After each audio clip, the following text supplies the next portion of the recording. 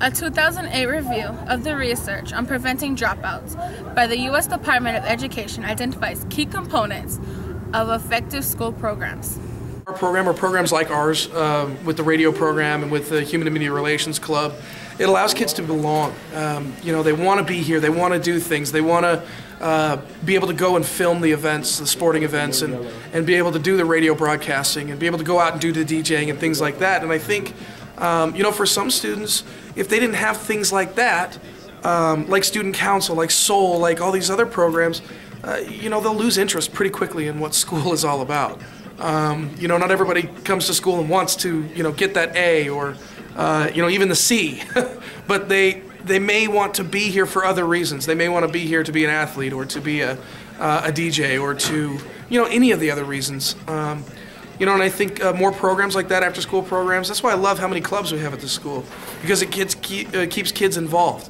Now, maybe we need to push the clubs a little bit more, push those kids to come in and do more of those after-school activities. Low graduation rates and high dropout rates have other economic and social costs. According to the National Dropout Prevention Center, high school dropouts cost us all collectively hundreds of billions of dollars. I think that if we're going to truly fix the dropout issue in America, then we really need to truly revamp the entire education system.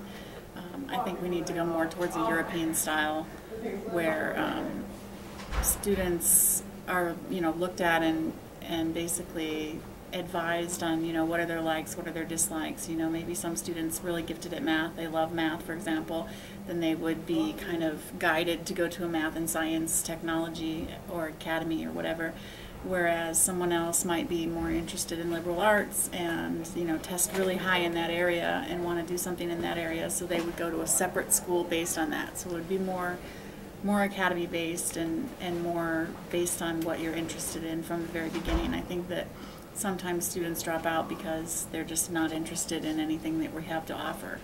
Whereas if we had more vocational programs, they would be more likely to stay in school. Dropout rates. My opinion on dropout rates is that they should decrease, because we need education in order to succeed in life. And if you say that, I wasn't able to get my education, that's a bunch of phony, because it's your decision and it's your choice. Education Week has issued its 2010 report, Dropout Valley, and it holds no good news for Nevada. According to Education Week's Cumulative Promotion Index, Nevada's four-year high school graduation rate has fallen from 47.3% to 41.8% and is now 27 points below the national average. Over the last decade, Nevada's graduation rate has fallen 23.9 points. What do you think is the main reason people drop out? The main reason? Probably a sense of hopelessness. They messed around their freshman year, failed a bunch of classes, and I think laziness is becoming more prevalent. It's hard to look back on my college and high school years and decide if I was any more lazy than any of the kids here, but I do know that I feel like a lot of my students aren't tenacious enough. You could screw up and still graduate from high school. You don't have to give up. I think a lot of kids lack that I ain't gonna give up attitude. Yes, if you're a senior, you got 2 credits, that's rough, but if you just kind of messed around your freshman year, I think you should get it done. But I think the main reason is that people need to have a better attitude. In 2010, Desert Pines enforced the Pyramid of Intervention to help students with their studies. I think that the Pyramid of Intervention was very helpful to reduce the dropout rates. I think that when the students understand that they don't really have the option to fail, then they make more effort. And they know that the teachers care about them and are willing to put the extra effort in to do the retests and tutoring and whatever is necessary. Research conducted by Rumpberger and Lim in 2008 showed 2 sets of factors may be used to predict whether students will drop out or graduate from high school. One set has to do with a student's family, school, and communities, and the other set has to deal with individual characteristics.